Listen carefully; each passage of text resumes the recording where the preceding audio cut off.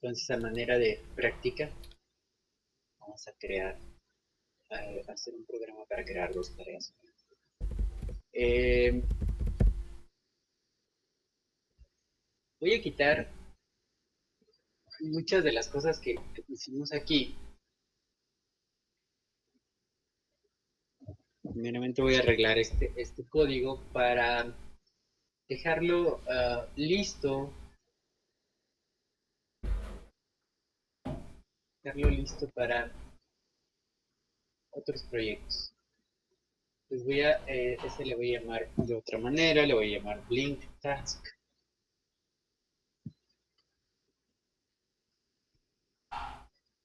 Voy a poner este código.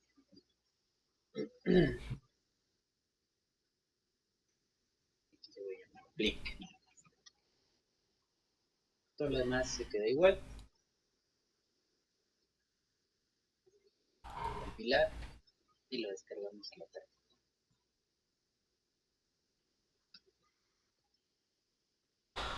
Descargo la tarjeta para asegurarme de que está funcionando.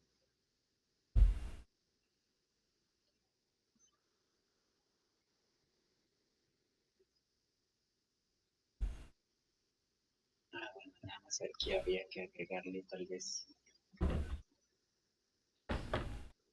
5 millones para poder hacer una pausa que podamos notar. Entonces dejé una tarea, únicamente una tarea. Y ya vemos que la tarea más o menos a un hertz. ¿Sí?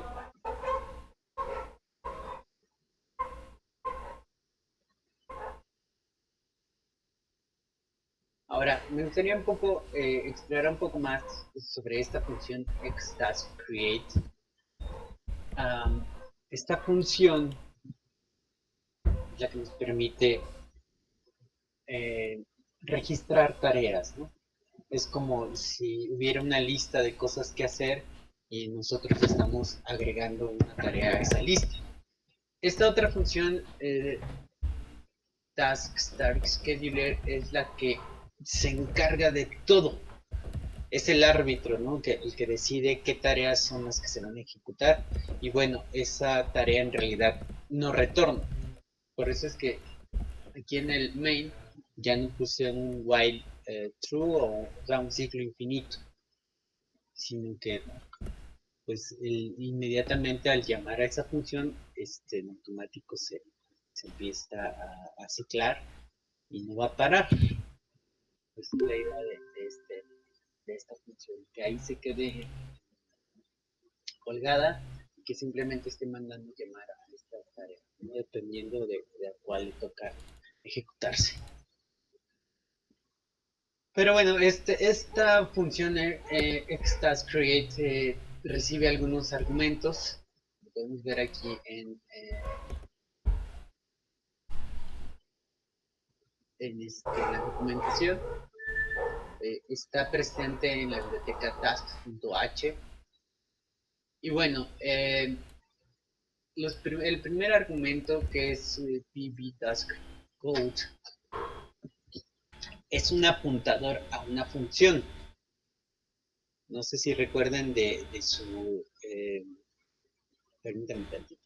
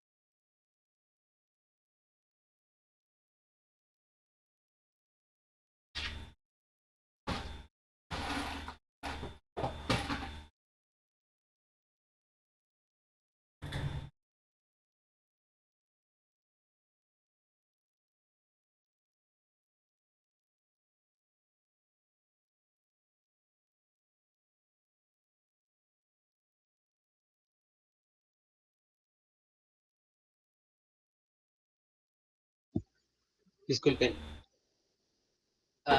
Les decía entonces que este PBTask Code Pointer es una apuntadora, una función.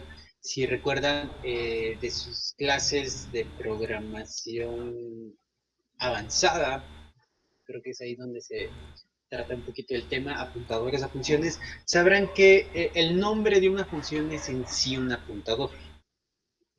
Registra la dirección de memoria del código donde se encuentra esa función. Entonces, eso es lo que requiere. Por supuesto, la función debe tener una, eh, una firma particular, que bueno, está definida con esta macro. PCName es un apuntador a una cadena de caracteres para darle un nombre a la tarea. Esto se hace con fines de depuración, para que podamos nosotros identificar una tarea con un nombre pues más explícito, ¿sí? Más descriptivo.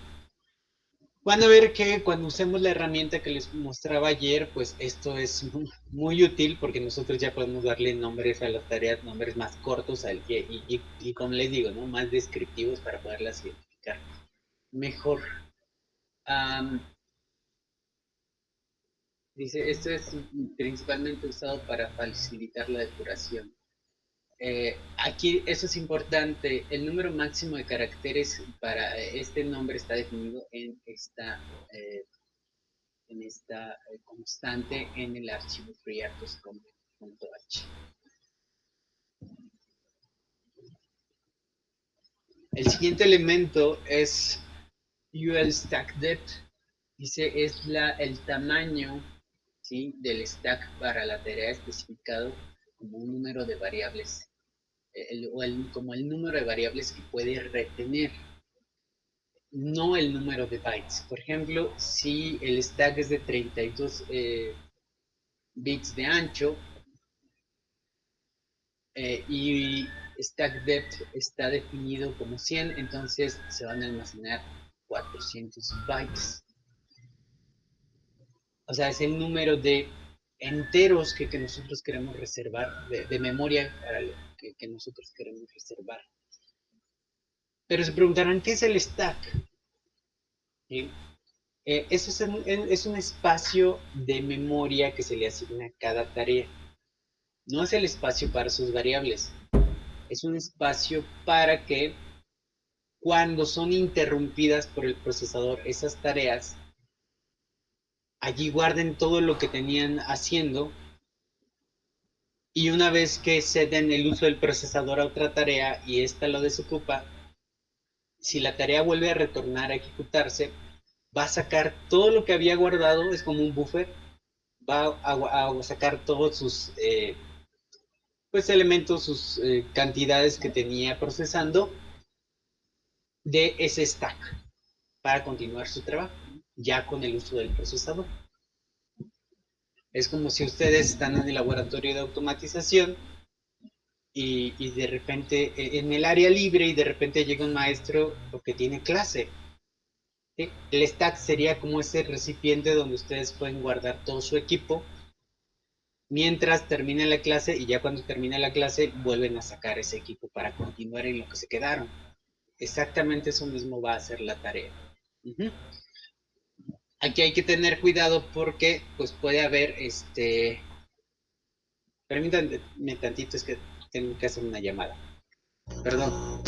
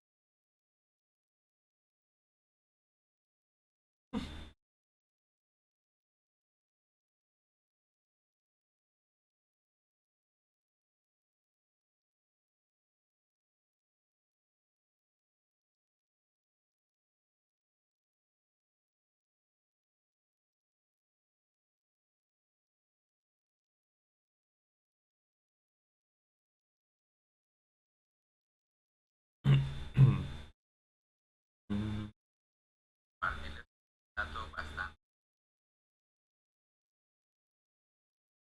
Puedo tener 70 condensadores solamente en esta área, más los hacer una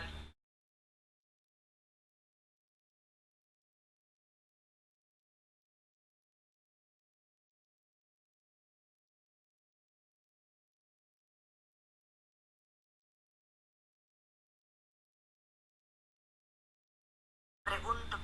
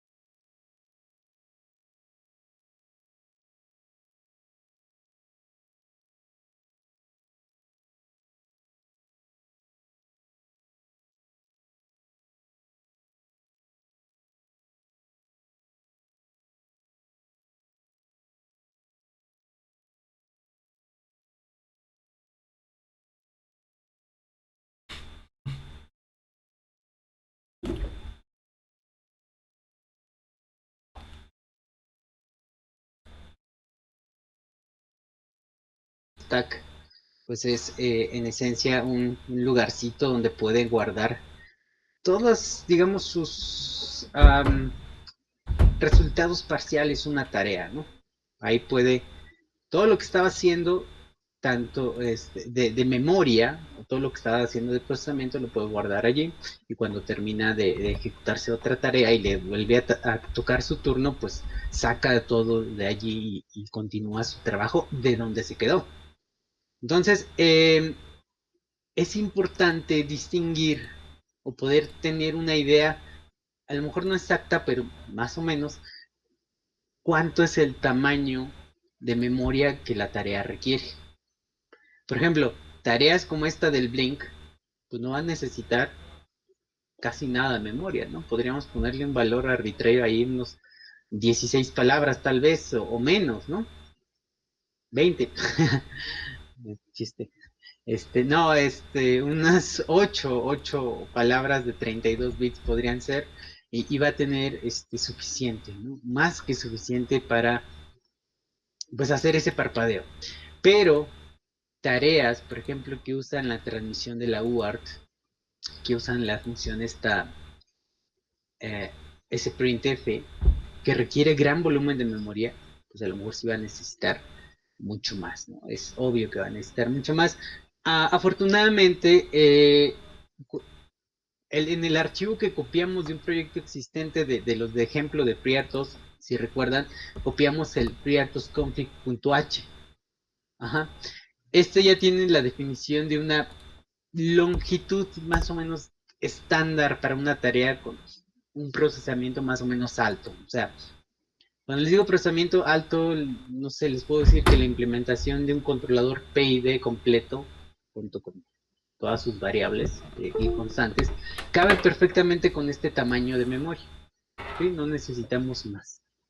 Pero sí, funciones o tareas que usen la conversión de datos, por ejemplo, de tipo flotante a una cadena de caracteres, sí va a necesitar un poco más, tal vez el doble. ¿Sí? Como quiera, esta cantidad es suficiente para la mayoría de las tareas. Esto lo podemos ver aquí en include, en este archivo. Noten que aquí está config minimal stack size. Tiene 130.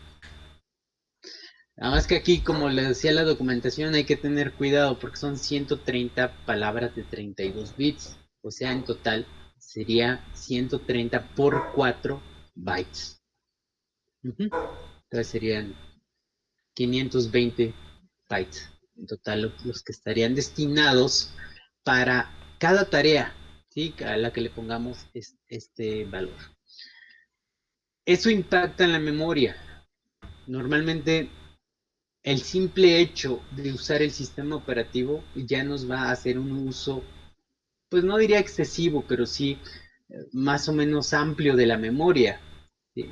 Esto es más notorio en chips que tienen poca memoria. Por ejemplo, cuando implementamos una tarea en un micro de Atmel, en los Arduino, porque este sistema operativo también corre para Arduino, y lo mejor de todo es que uh,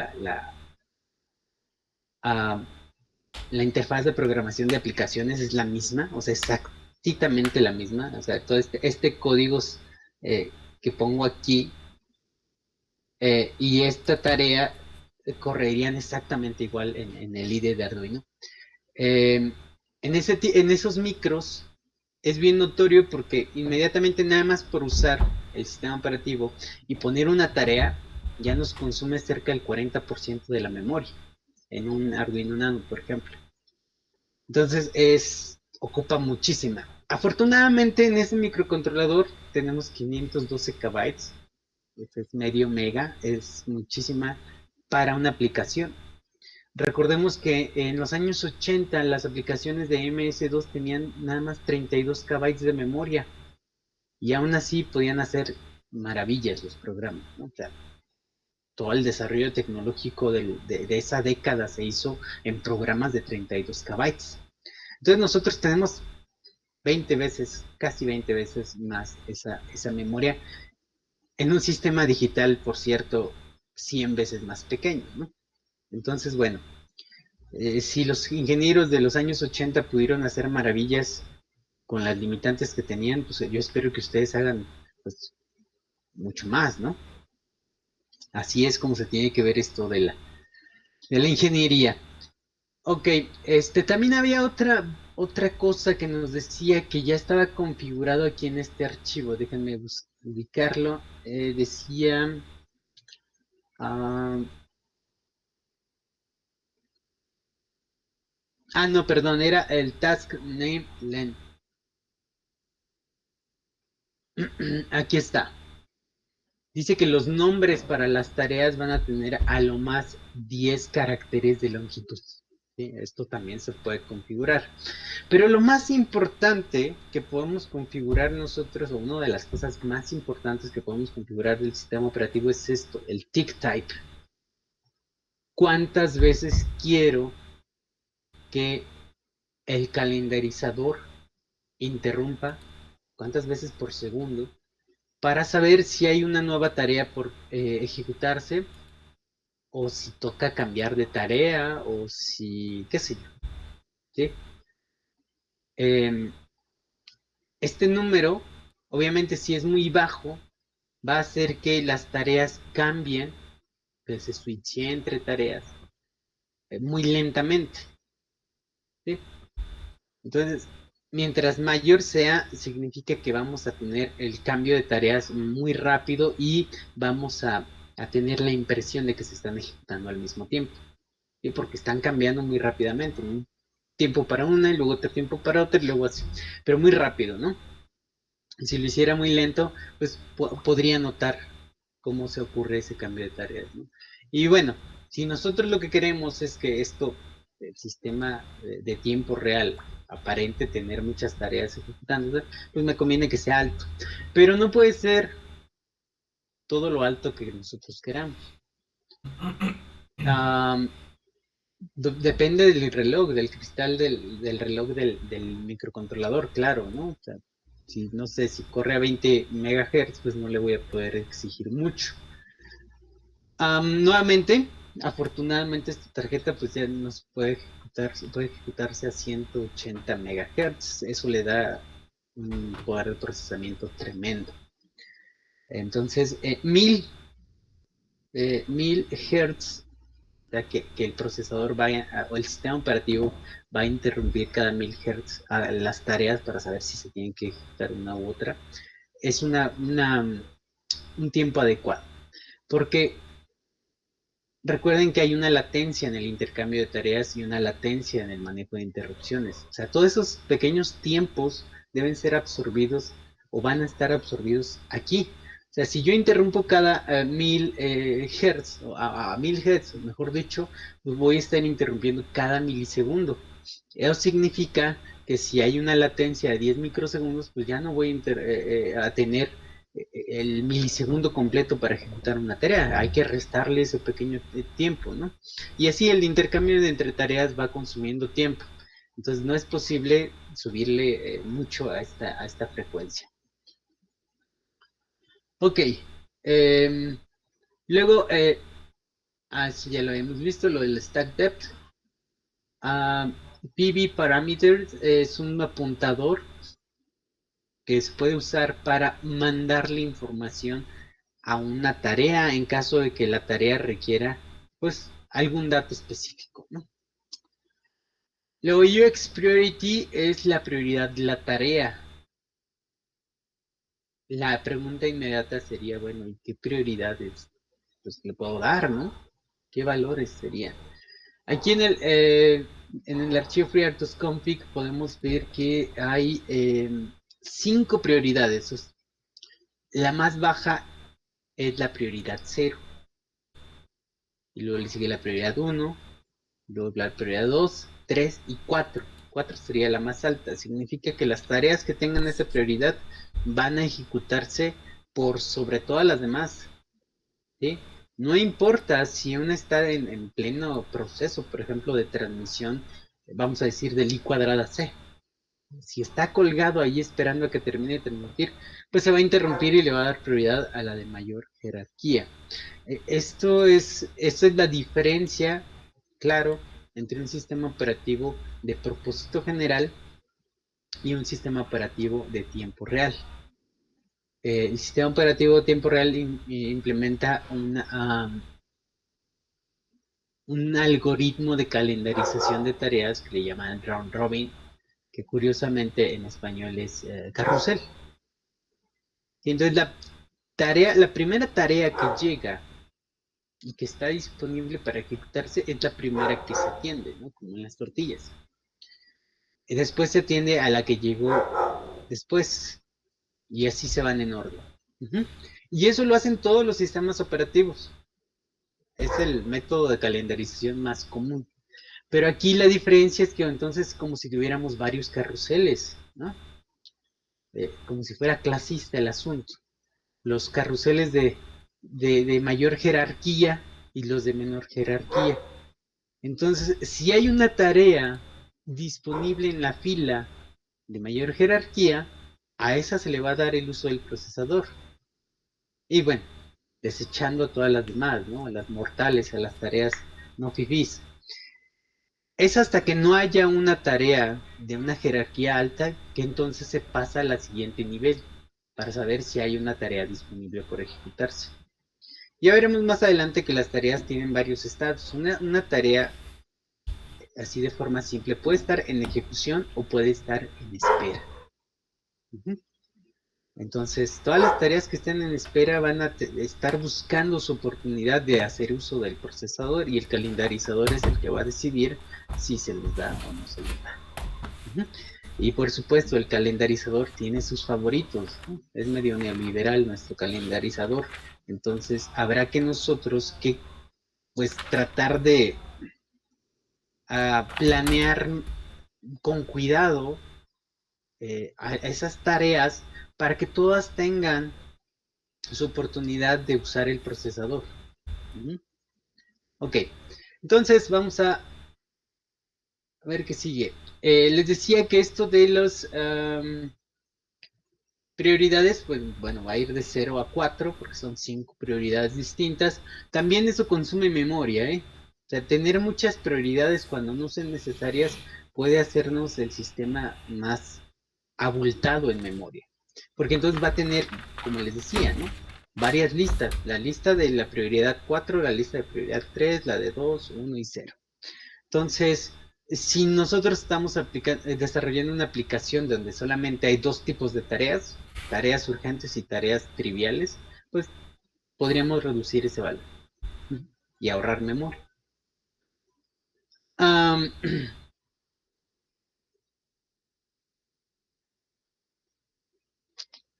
¿En qué nos quedamos? Creo que son todos, ¿no? Esto era... perdón, es que debía estar acá en esta tarea, en esta otra función. Ya vimos que esta es una apuntadora a función, esta es una cadena de caracteres de máximo 10 caracteres. Esto ya vimos que es el tamaño de la memoria que tiene disponible ahí para uso como de buffer. Parámetros, en caso de que le querramos enviar un parámetro, se le manda como un apuntador genérico. Cuando es más de una variable, pues lo adecuado sería estructurar ese grupo de variables y mandarle más bien un apuntador a una estructura y ya de ahí sacar varias cosas, ¿no? Recuerden que eso es como un paquete.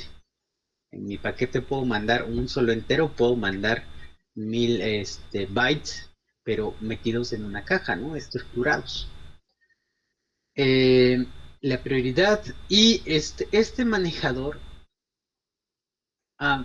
ahorita de momento no lo vamos a usar, pero nos puede servir para, por ejemplo, apagar una tarea, encender una tarea.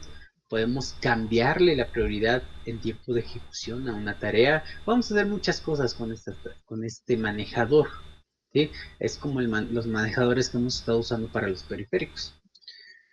Pero no es obligatorio usarlo. También eso ayuda porque hace más simple las cosas simples. Bueno, de momento no lo vamos a usar. Nada más quería platicarles todo esto porque es importante saber qué es lo que nosotros estamos definiendo ahí en nuestro código. Bueno, esto del resto de este archivo de FreeRTOS-config, pues ya lo iremos viendo en su momento. Ahorita nada más me gustaría decirles que cuando nosotros usamos esta opción que dice Config Use Preemption, significa que sí le vamos a arrebatar el control del procesador a las tareas, aunque no quiera. Ahorita vamos a ver a qué nos referimos con esto. Un ejemplo burdo así sería como si no sé si alguien de ustedes tiene hermanos y en casa tienen coche, pero imagínense que su hermano va a llevar a su novia al cine y entonces toma el coche, pero a las 9 de la noche les tocaba a ustedes usar el coche para ir a echar caguamas, qué sé yo, y no llega a tiempo, ¿no? El, la, el preemption significaría que entonces alguien va y le quita las llaves a su hermano y se las da a ustedes. O sea, lo forza a que libere los recursos. Si no estuviera habilitado eso, entonces, pues tendrían que esperar toda la noche y si de ahí se fue a otro lado, pues ya ni modo, ¿no? No salieron.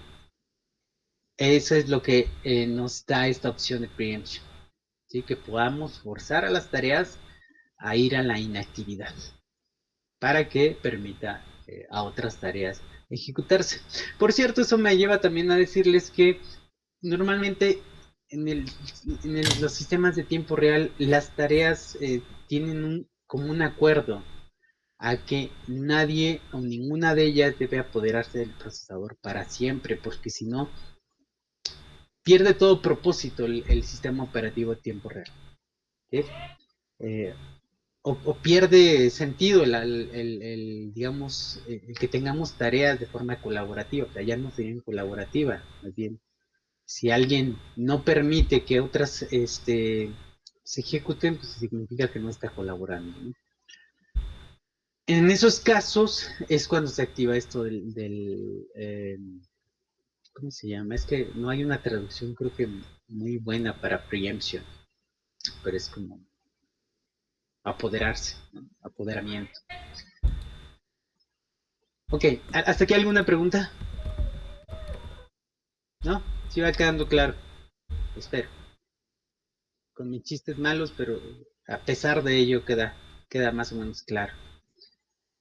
Ok, bueno, entonces vamos a copiar este código y vamos a crear uno nuevo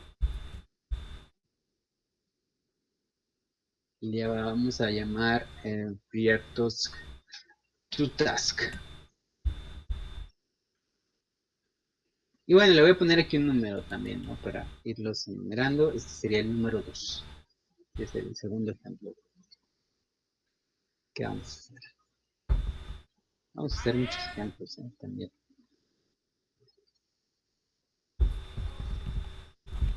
Lo copié, vamos a limpiarlo. Voy a quitar este archivillo que se genera.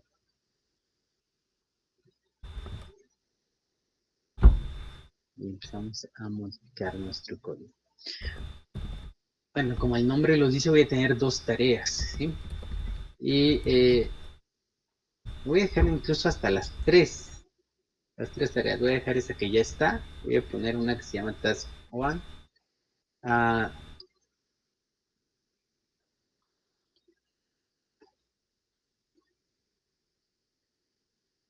Está aquí. Está acá.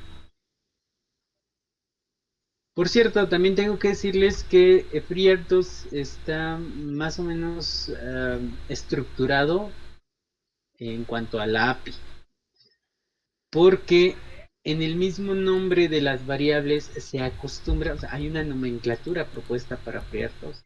En el mismo nombre de las variables se acostumbra a poner el tipo. También en las funciones se acostumbra incluir el archivo de cabecera en donde se encuentran definidas. Por ejemplo, eso que yo pongo aquí pv parameter significa que este es un apuntador, la p es de apuntador, la v es de void y bueno, ya después viene el nombre de la variable. Por ejemplo, otro ejemplo es esta función. X significa que retorna el tipo de retorno. Cuando encontramos una X significa que retorna una apuntadora a una estructura propia y definida por el sistema operativo. Y luego el siguiente nombre, task, indica en qué archivo de cabecera se encuentra esa función. Y después ahora sí, lo que hace. Entonces, ya se imaginarán que este, como tiene una B, significa que retorna nada, void. Y que se encuentra en el archivo de cabecera task.h y que su función es arrancar el calendarizador. ¿Sí? Más adelante iremos viendo más nombres, por ejemplo este config minimal stack size. Todo lo que está en mayúsculas es una constante, pero eso es normal en C. No importa si estamos usando FreeRTOS. Lo que sí es diferente es que primero en minúsculas nos ponen el nombre del archivo donde se encuentra definida esa constante. Entonces aquí el config nos indica que está en FreeRTOS config.h, ¿sí? En este de aquí. Si se dan cuenta, todas las constantes aquí definidas, todas empiezan con config. Entonces de esa manera es bien fácil identificar en dónde fue definida cada cosa, a qué archivo de cabecera pertenece cada función y bueno, también nos dice inmediatamente qué tipo de dato retorna si es una función, ¿no? Bueno, esto es por la razón por la cual pongo aquí este nombrecito. Yo le pude haber puesto el nombre que yo quisiera, pero se espera. Y esa es la idea que ha tenido la gente que ha desarrollado este sistema operativo. Esperan que nosotros sigamos esa nomenclatura. Es buena para la documentación. Ok, entonces aquí voy a crear mis otras dos tareas. Por cierto, ya las puedo crear también, ¿no? Podría poner aquí, copiar este, ponerle task 1. Y aquí le pongo igual task. Y aquí pongo la 2. Entonces estoy creando tres tareas distintas. Ahorita vemos qué hace cada tarea.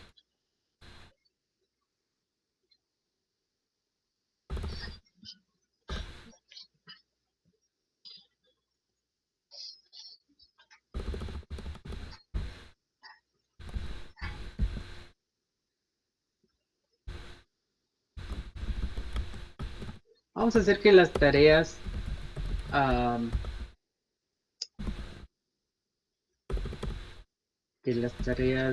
transmitan información por la UART. Entonces voy a incluir un manejador, ¿no?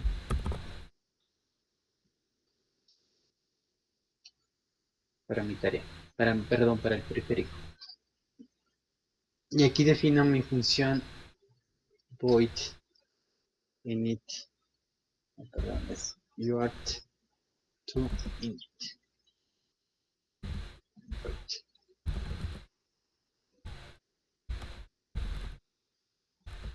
Solo van a transmitir, entonces bien podría utilizar el código de la otra tarea, el que había borrado, por cierto.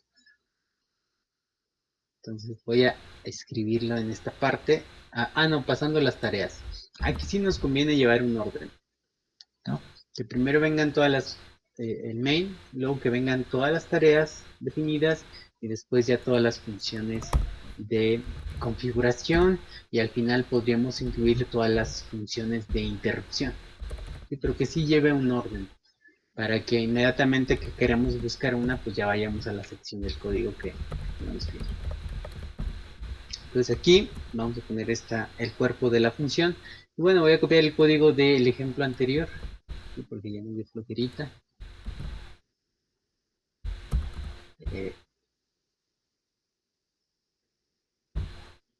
Cierra aquí. No, es que lo borré. Entonces no, ese es el que quiero. El que quiero es el ejemplo 10. ¿Dónde estábamos definiendo lo de la UART? Aquí está, sencillito.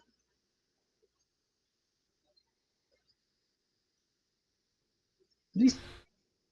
Nada más cierro mi ejemplo 10. Ustedes también ya deben tenerlo por ahí a la mano. Y después de mandar llamar a la función de configuración del reloj es cuando envío o mando llamar a la configuración de la UART. Si lo hiciera al revés tendría un grave problema porque los contadores para la generación de la base de tiempo de la UART se generan a partir de la señal del reloj presente. Entonces, si se configura para una velocidad del reloj y después se cambia el reloj, pues va a quedar hecho un lío todo eso.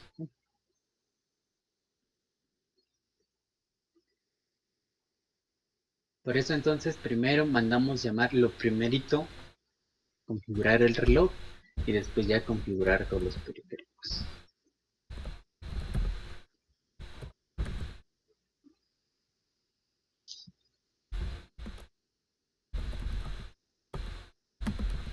¿Listos? Ok, entonces ahora lo que vamos a hacer es transmitir, les decía, transmitir algunos datos. Voy a tener aquí unas variables.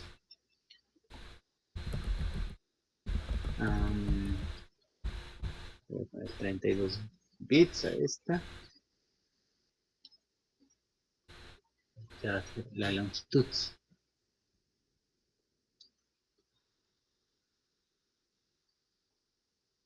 Y bueno, aquí voy a mandar un mensaje.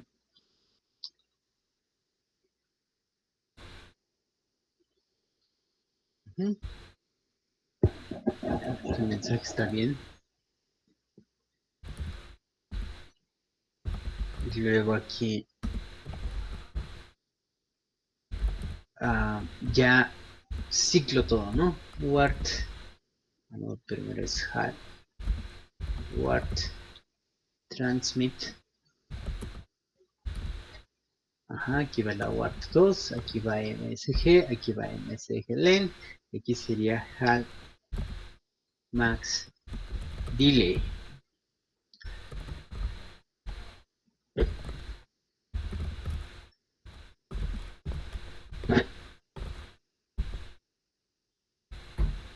Sí.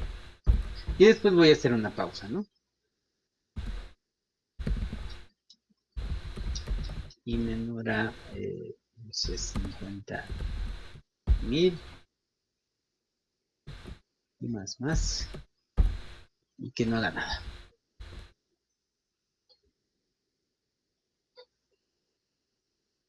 Y este mismo código es el que va a ejecutar la tarea 2.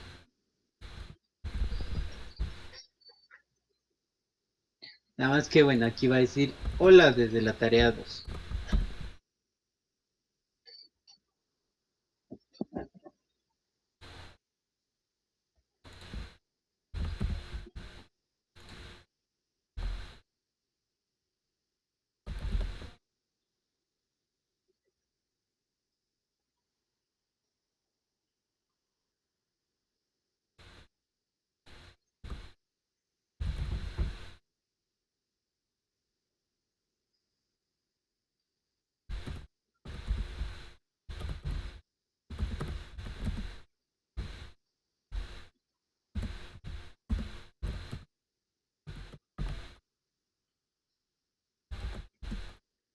Ok, entonces compilamos.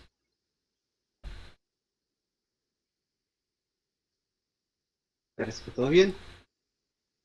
Voy a abrir de una vez el IDE de Arduino para, para también abrir el monitor serial.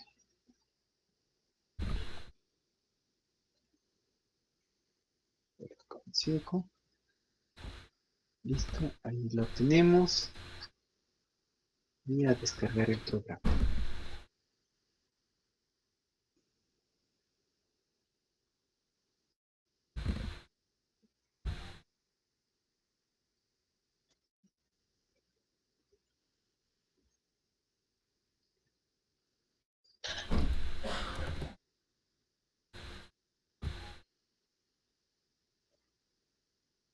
y listo. Pues parece que ser que todo funciona como debe ser, ¿no?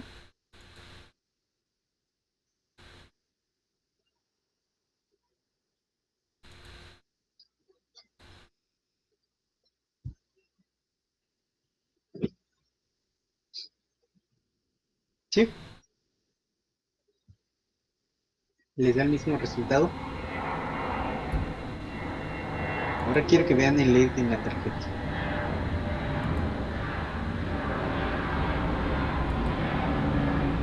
Notan algo raro.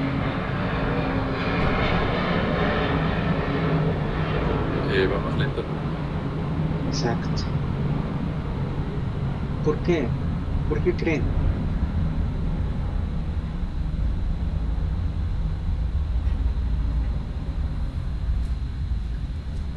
Mm, Tal vez es porque estamos, bueno, en el for estamos haciendo un proceso en vez de decirle que se espere o que mande a llamar cierta tarea cada cierto tiempo.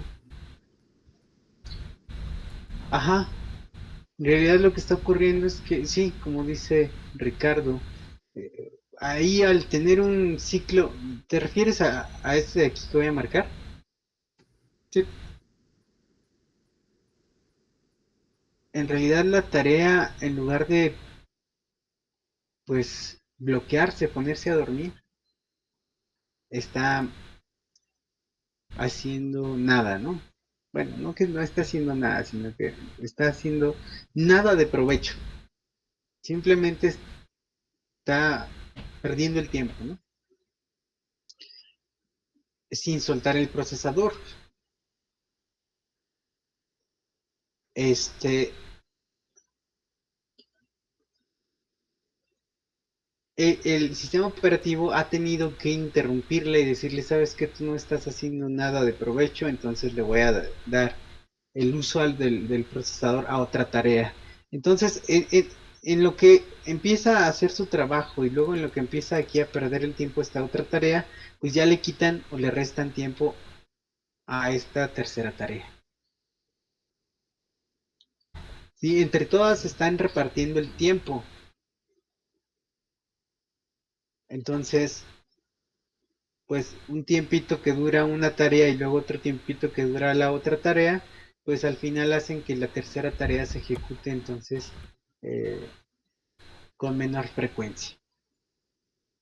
Ajá, por eso vemos que entonces el LED sí parpadea, pero parpadea más lento. Ahora, imagínense que eso fuera parte del sistema de control de un reactor nuclear y entonces pues ya no revisó se han visto, ¿no? Que hay unas como barras de, de este tungsteno que ponen rodeando al material, al uranio o al que sea que tengan en reacción para evitar que crezca la reacción en cadena. Entonces esa es la manera en que lo controlan, subiendo o bajando unas barras que rodean al material radiactivo. Si las barras quedan completamente sin cubrir el material, entonces la reacción en cadena empieza a crecer y desencadena calor y bueno, puede pasar una tragedia, ¿no? Entonces, siempre hay un sistema que está monitoreando la temperatura del reactor y cada vez que sobrepasa un cierto nivel, pues entonces esta especie de barreras actúan para frenar la reacción en cadena. Lo que pasa es que, bueno, químicamente ahí el tungsteno hace que se frene esa reacción. La cosa es que, entonces, tiene que estarse monitoreando continuamente. En un sistema digital, perdón que exageré, pero no podríamos permitirnos que porque se incluyó una nueva tarea, entonces ya no se está monitoreando la misma velocidad, ¿no? O yéndonos a un ejemplo más mundano, vamos a pensar en una CNC. Imagínense que el usuario está picándole ahí a la máquina mientras la máquina está haciendo un trabajo, ¿no? La prioridad del sistema de control tendría que ser hacer el trabajo bien y por último atender al usuario, ¿no? Entonces, el sistema no puede permitirse introducir retardos a acciones que son prioritarias, ¿no? Vamos a pensar que en este caso fuera el LED, ¿no? El muy prioritario, pues ahí entonces ya tendríamos un problema. Pero por supuesto siempre se puede ir a peor, ¿eh? Siempre puede ser peor. Por ejemplo, podemos abrir aquí nuestro FreeRTOSConfig.h y quitar esto del apoderamiento, ponerle aquí un 0, compilar, y entonces esto se vuelve como el salvaje oeste. Sálvese quien pueda. Quien pueda usar el procesador y quien lo gane, pues se lo queda, ¿eh? Vamos a ver cómo actúa.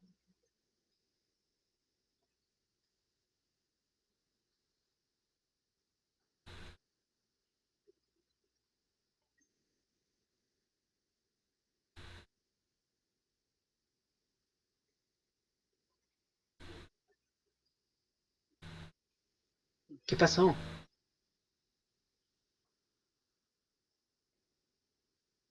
Conmigo el es el que está usándolo siempre. Y no me está mandando datos. Sí, lo sé.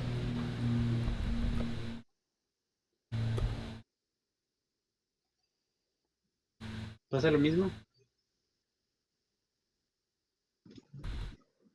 No, profe, apenas lo estoy programando. Javier.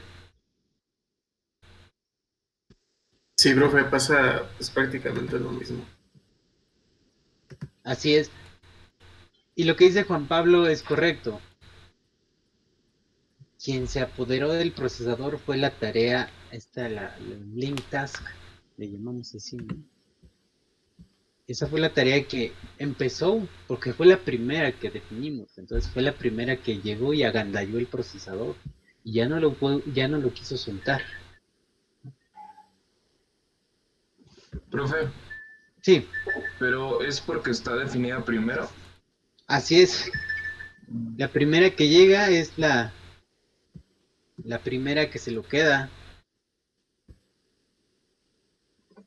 Entonces ya no le dio chance a las otras de que lo usaran, aunque en realidad nada más estuviera haciendo mensa esa tarea, ¿no? Porque es un tiempo mínimo el que le ocupa para apagar o prender el LED, y el resto del tiempo no está haciendo nada, o sea, solamente es perder tiempo. Con este ciclo for lo que hacemos es eso, perder tiempo. Entonces, es necesario que haya un árbitro, y este va a ser el calendarizador, para que nos permita que si una tarea intenta apoderarse del procesador, pues el calendarizador la haga a un lado y le dé chance a otras tareas, ¿sí? De que se ejecuten como lo estábamos haciendo anteriormente.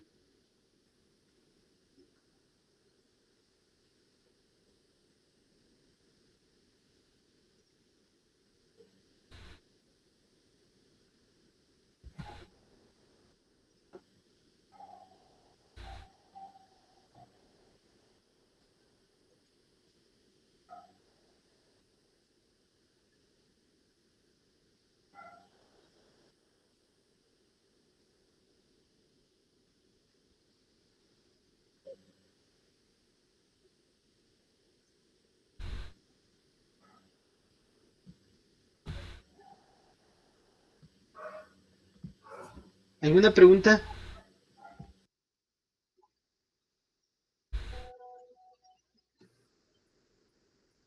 Para arreglar esto, entonces tendríamos que hacer algo para que definir cada cuándo vamos a mandar a llamar a ninguna función, ¿no? Bueno, sí.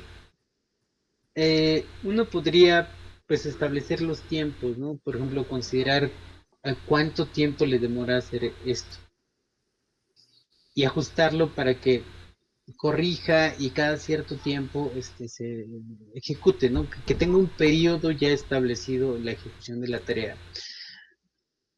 Sin embargo, esa no sería la manera más adecuada. Igual, más adelante vamos a ver cómo tiene que ser. porque otra vez sería poco robusto. O sea, si vuelvo a incluir una tarea o si quito una tarea de las que ya tengo, va a alterar el tiempo, ¿no? Y sería lo mismo que programar todo en un ciclo infinito como lo hacíamos con un PIC. ¿Recuerdan? Que si en un PIC teníamos por ahí nuestro ciclo infinito y metíamos cosas, pues de repente entonces la frecuencia con la que se ejecutaba el ciclo completo, pues iba a cambiar, ¿no? Si metíamos más cosas, entonces ya se reducía la frecuencia y si le quitábamos, pues lo hacía muy rápido. Entonces, esa no sería exactamente la solución, pero sí tiene razón en que tenemos que definirla para que le podamos sacar el máximo provecho a este sistema operativo. Bueno, a ver, permítanme tantito. Vamos a hacer entonces, otro ejemplo. Esto es medio absurdo porque si se dan cuenta, pues las dos tareas son exactamente iguales. ¿Qué es lo que cambia? Un byte. Es lo único diferente, ¿no? Entonces yo podría tener una sola tarea y que más bien nada más le cambie esto, ¿no? Que esto sea lo que es diferente. Aquí es donde entran los argumentos. ¿Se acuerdan que le podemos mandar información a las tareas? Pues sería crear dos tareas igualitas, pero que simplemente le cambiemos el mensaje que van a transmitir mediante los argumentos. Esto que aquí nosotros estamos poniendo en nulo. Si abrimos otra vez esto de aquí, recuerden que aquí teníamos un apuntador que podemos usar para transmitir información a la tarea. Entonces, vamos a hacerlo. Voy a hacer otro ejemplo, claro. Voy a copiar este que ya tenemos.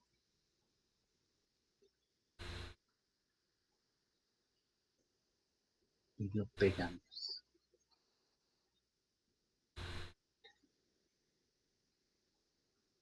Le voy a llamar task-args, ¿no? Para hacer claro que estamos usando, que vamos a usar los argumentos de las tareas.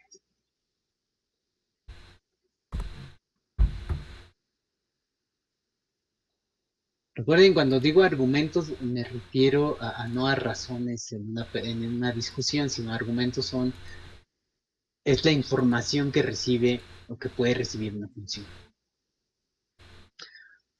Ok, entonces, ¿cómo le hago para transmitir información a través de este apuntador genérico? Pues si yo ya sé que en mi tarea, y de hecho ya nada más voy a tener una tarea, le voy a llamar transmit task, como en el ejemplo primero que habíamos hecho. Transmit es con doble M, me parece, pero bueno, la voy a dejar así. Y acá le cambio el nombre. Voy a tener nada más una, de hecho voy a borrar esta de acá. Solo una tarea.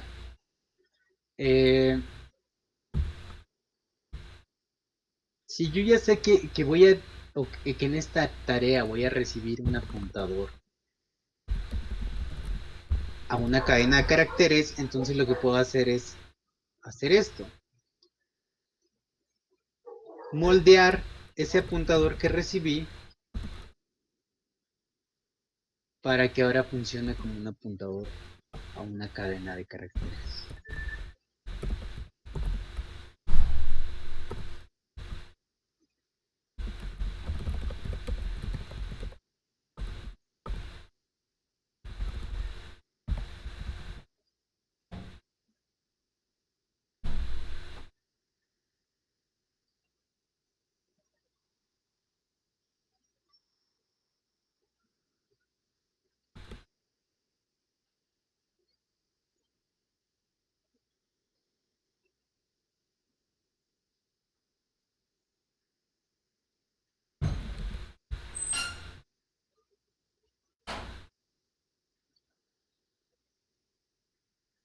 Eu.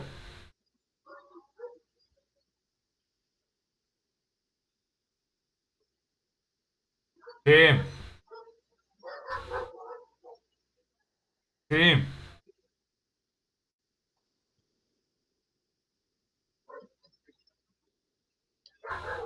sí. Sí, entonces en realidad este apuntador, cuando tenemos un apuntador tipo void, significa que es un apuntador genérico que puede apuntar a lo que sea.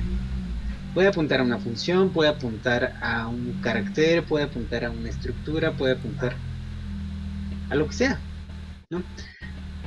Es hasta que lo voy a ocupar cuando ya le damos forma. Entonces aquí es donde yo lo voy a ocupar. Y es donde ya le tengo que decir, oye, ¿sabes qué? Es que este apuntador que se define genérico, no es genérico, en realidad es de tipo carácter y lo voy a almacenar en este otro, ¿no? Entonces, aquí es donde yo tendría que mandar la información que quiero que sea distinta para una tarea y para otra, porque van a ser dos distintas, ¿eh? Dos tareas distintas que ejecutan la misma rutina. Hay que tenerlo claro. Son dos tareas, dos actividades que hacen lo mismo, pero son dos. Entonces, ¿cómo se va a distinguir una de la otra? Tendría que yo declarar, por ejemplo, aquí una variable, o podría tener yo aquí const char, le podría poner msg1 y que este sea eso que decía antes, ¿no? Hello task 1 y a ponerle /n/n y podría poner algún otro, ¿no?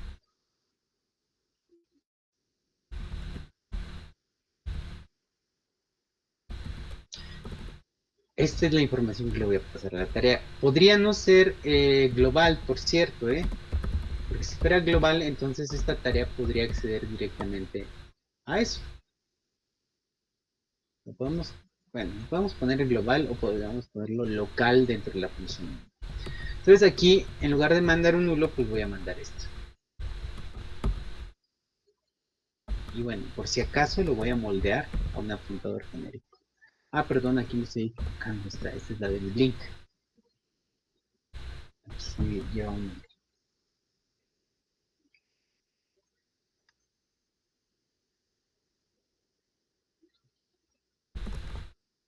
Vamos a compilar. Y... oh, wow, no hay errores. Entonces vamos a descargar el programa.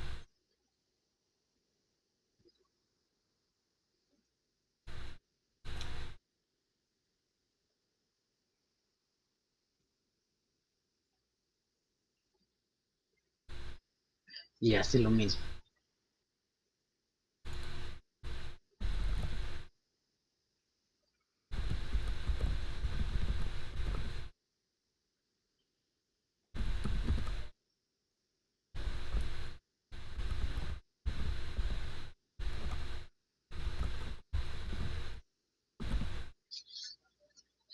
¿Alguna pregunta?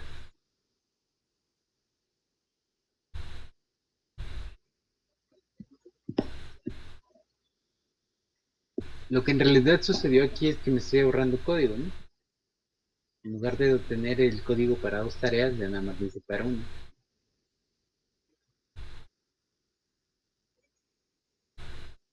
Pero no nada más sirve para eso, en realidad puede servir para transmitir alguna información especial, no sé, la configuración del puerto, el manejador para un puerto, de hecho lo podemos transmitir a través de esta.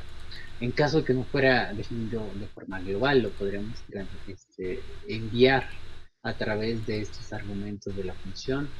Ah, incluso alguna subrutina que tuviera que ejecutarse dentro de la tarea en caso de alguna condición particular, también la podríamos transmitir o se la podríamos pasar a, este, a la tarea a través de estos argumentos.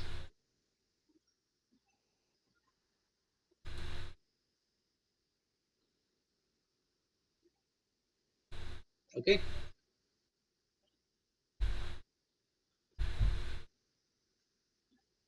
No hay preguntas entonces.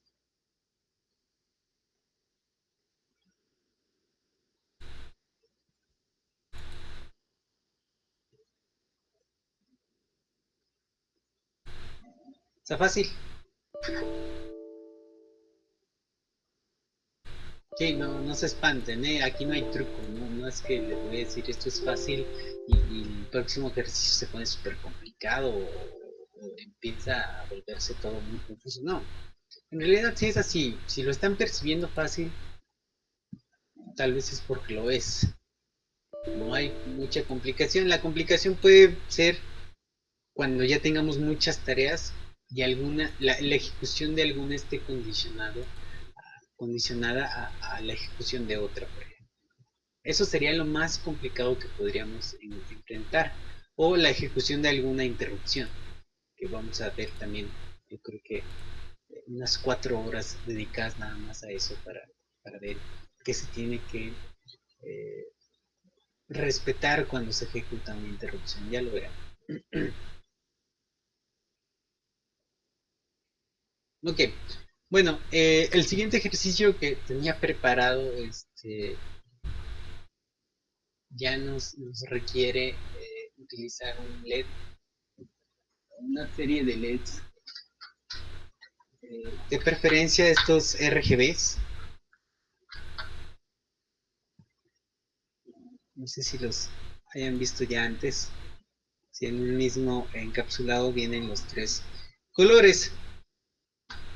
Y si no, bueno, con LEDs comunes y corrientes podemos armar un pequeño semáforo. Solamente necesitamos el amarillo y me faltaría el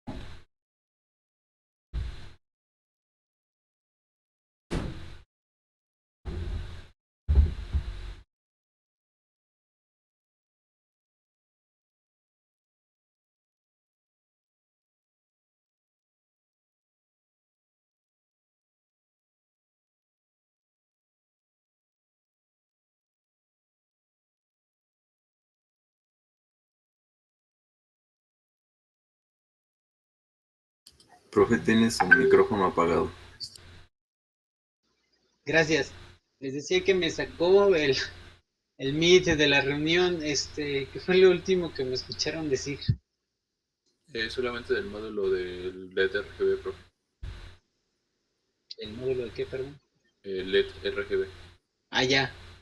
Sí les dije que lo podía hacer así el modulito o pueden armar en una placa perforada los otros tres LEDs de forma individual. Asegúrense de ponerle resistencias de 220 o 330 ohms.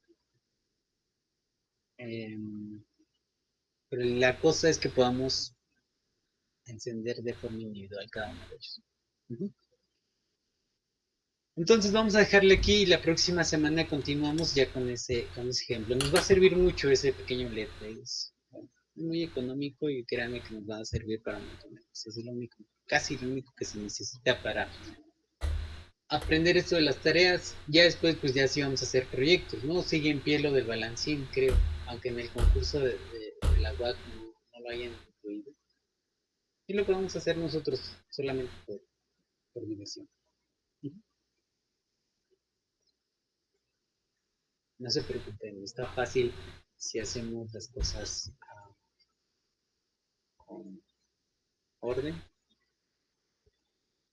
y despacito, no llevamos prisa.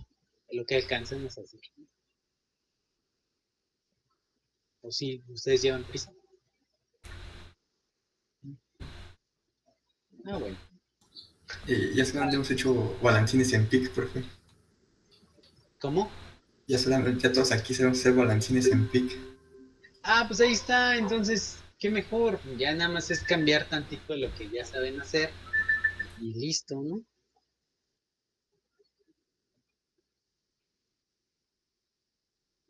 Oiga, pues una pregunta. Aquí en Sí, mi monitor serie empieza a transmitir bien los datos y después como que se vuelve loco. Se lo puedo compartir sí, adelante.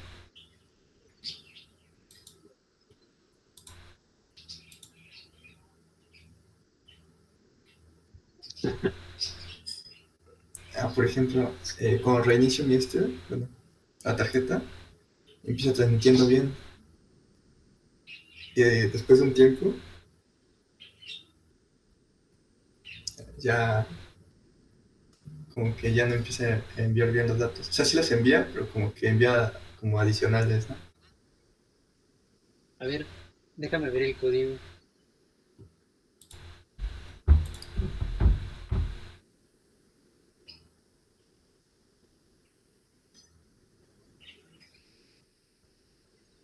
A ver, más arriba.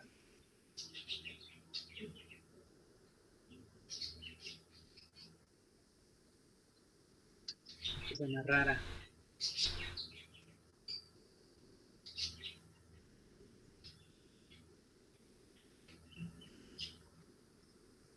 Pareciera que no está encontrando en dónde termina la cadena de caracteres.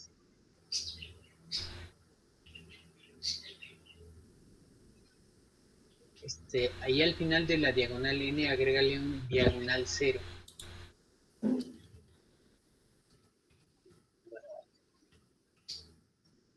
A ver si eso ayuda. Que se identifique. Eso es el carácter nulo, ¿no? La diagonal Sí. 0.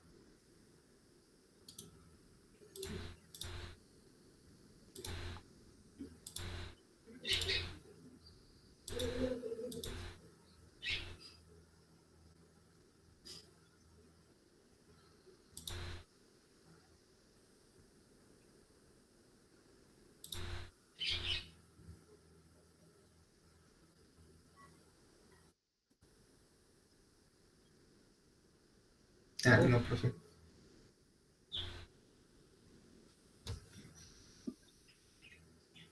A misa, ahí abajo donde dice ambos NL y CR, déjalo en nada más en nueva línea. ¿Nueva línea? Ajá, así lo tengo yo configurado.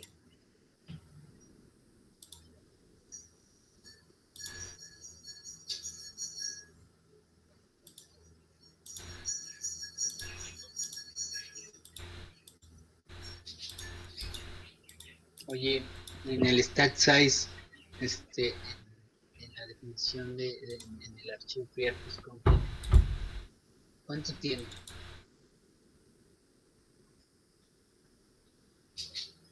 Está en los 130, ¿verdad? Sí. ¿Estás usando el oscilador interno o el externo? El externo, creo. A lo mejor también pudiera estar por ahí No, el interno. el problema. Ok.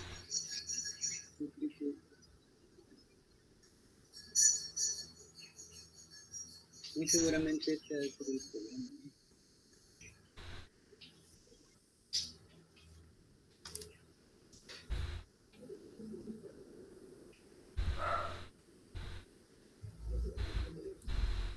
Sí, intenta cambiar eso y pruebas. Y sí. Cambio entonces es saber qué. Utiliza el externo, aunque lo utilices a la velocidad de estándar, o sea, sin PLL. Ok. A ver si. A ver si deja de hacer eso. Porque sí puede deberse a un problema en la frecuencia del reloj. Es bien sensible, ese es el único defecto que le he encontrado a esta tarjeta eh, que es muy sensible a la temperatura del reloj interno que tiene. Pero así cañón, o sea, si generas un PWM a una velocidad muy alta con el reloj interno, ves cómo empieza a variar así, tremendo.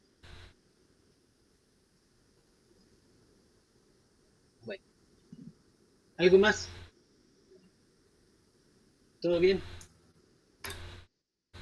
Bueno, entonces nos vemos la próxima semana. Buen fin de semana, muchachos.